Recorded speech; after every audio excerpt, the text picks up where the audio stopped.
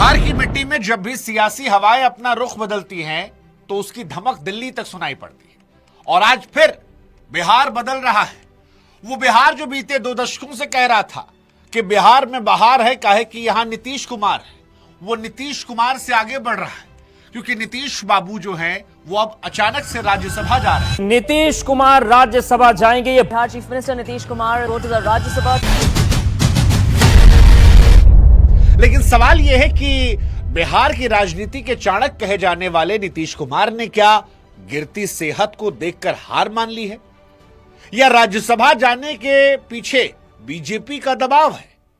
क्या बीजेपी अब अपने 26 साल पुराने उस कसक को मिटाने जा रही है, जहां उसने नीतीश बाबू को आगे करके कम सीट होने के बाद मुख्यमंत्री बना दिया था और तब से अब तक वो छोटा भाई बनकर रह गई? या फिर नीतीश कुमार के बेटे निशांत कुमार की सॉफ्ट लॉन्चिंग यहीं से होगी और सीधे उन्हें डिप्टी सीएम बना दिया जाएगा? क्योंकि चुनाव जीतने के बाद नीतीश बाबू के बेटे का सॉफ्ट पीआर तो सोशल मीडिया पर करवाया गया था। कुल मिलाकर कहें तो बिहार आज एक नए युग की दहलीज पर खड़ा है और कई सारे सवाल तैर रहे हैं। सवाल यह कि क्या बिहार को 4 दशकों के बाद कोई समण मुख्यमंत्री मिलेगा? क्या सम्राट चौधरी, जिन्हें कभी अमित शाह ने कहा था बहुत बड़े नेता बनेंगे, इनको हम बनाएंगे, वो मुख्यमंत्री की कुर्सी पर जाकर बैठेंगे? या फिर बीजेपी हरियाणा की तर्ज पर किसी अनजान चेहरे को लाकर सबको चौंकाएगी, जैसे भजनलाल या मोहन यादव में चौंकाया था? क्या जेडीयू का विलय बीजेपी में होगा, या निशांत कुमार के जरिए पार्टी को बचाए रखने की एक नई कोशिश है और एक नई जेडीयू की शुरुआत की जा रही है? इन तमाम सवालों के जवाब आज सभी के मन में है। आज बिहार के इन सवालों के जवाब तलाशने के लिए हमें बिहार की सत्ता के बंद कमरों की कहानी को समझना पड़ेगा, और इसीलिए आज थोड़ा सब्र रखिएगा। अगले 10 मिनट में बिहार का पूरा गुणा गणित जो है वो हम आपको सरल शब्दों में समझा देंगे। अब सबसे पहले बात करते हैं बीजेपी के 26 साल पुराने घाव को लेकर, जिसे शायद अमित शाह ठीक करना चाहते हैं। तो देखिए, बिहार में बीजेपी के भीतर एक बहुत पुरानी टीस है, साल 2000 के उन 7 दिनों की टीस, जब बीजेपी के पास संख्या बल था, लेकिन इसके बावजूद बीजेपी ने नीतीश कुमार को अपनी पीठ पर बैठा लिया। उस वक्त के दिग्गज नेता अटल बिहारी वाजपेयी और लाल कृष्ण आडवाणी ने गठबंधन धर्म निभाने के लिए नीतीश कुमार को नेता माना, लेकिन उसका खामियाजा बीजेपी बिहार ने अगली 2 पीढ़ियों तक भुगता। बीजेपी बिहार में सिर्फ एक कैडर पार्टी बनकर रह गई, जबकि नीतीश कुमार चेहरा बनकर रहे।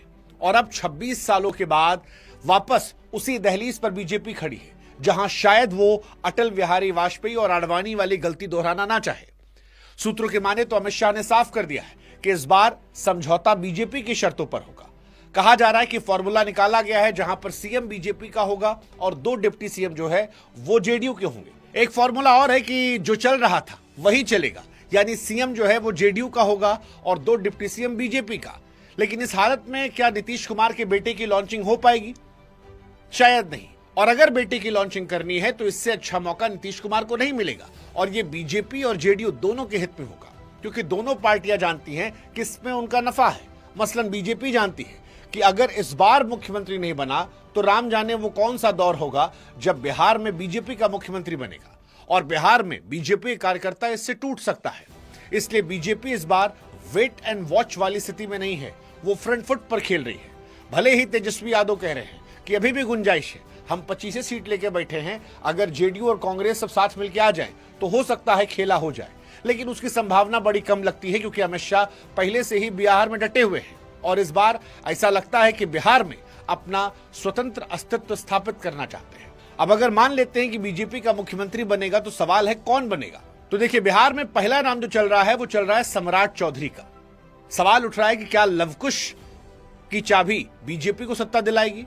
बिहार की राजनीति में लवकुश यानी कोयरी कुर्मी समीकरण वैसा ही है जैसा महाराष्ट्र में मराठा या फिर हरियाणा में जाट। नीतीश कुमार ने 18 साल तक इसी 7% वोट बैंक के दम पर राज किया। सम्राट चौधरी इस समीकरण के सबसे बड़े हथियार है। बीजेपी के लिए डगर आसान नहीं है, क्योंकि अगर मुख्यमंत्री के चुनाव में जरा सी चूक हुई तो तेजस्वी यादव बिहारी बनाम बाहरी या पिछड़ा बनाम समण का कार्ड खेलकर बाजी पलट सकते हैं। बिहार अब उस मोड़ पर है जहां एक गलत फैसला किसी को भी अर्श से फर्श पर पहुंचा सकता है। आने वाले कुछ महीनों में हम इन सवालों के जवाब जान पाएंगे कि क्या बीजेपी 26 साल पुरानी गलती को ठीक करेगी या पिछलग्गू बनकर घूमती रहेगी। क्या निशांत कुमार बिहार के नए युवा आइकन बनेंगे? और सबसे बड़ा सवाल तो ये कि क्या नीतीश कुमार राज्यसभा से भी बिहार की सत्ता का रिमोट कंट्रोल अपने हाथ में रखेंगे? देखिए, बिहार है बाबू, यहाँ पर कुछ भी यूं ही नहीं होता, और जो होता है उसके पीछे ही बहुत कुछ होता है। और नीतीश बाबू के बारे में तो वैसे भी कहते कि उनके दाएं हाथ को नहीं पता बाएं हाथ में क्या है। लालू जी कहे थे ना, उनके पेट में 2 दांत है, वो है। तो बिहार की सियासत का क्लाइमैक्स अभी बाकी है। अभी तो पिक्चर की शुरुआत हुई है, ट्रेलर आया है, ट्रेलर का मजा लीजिए। आगे जानकारी जो होगी वो हम आप तक पहुंचाते रहेंगे।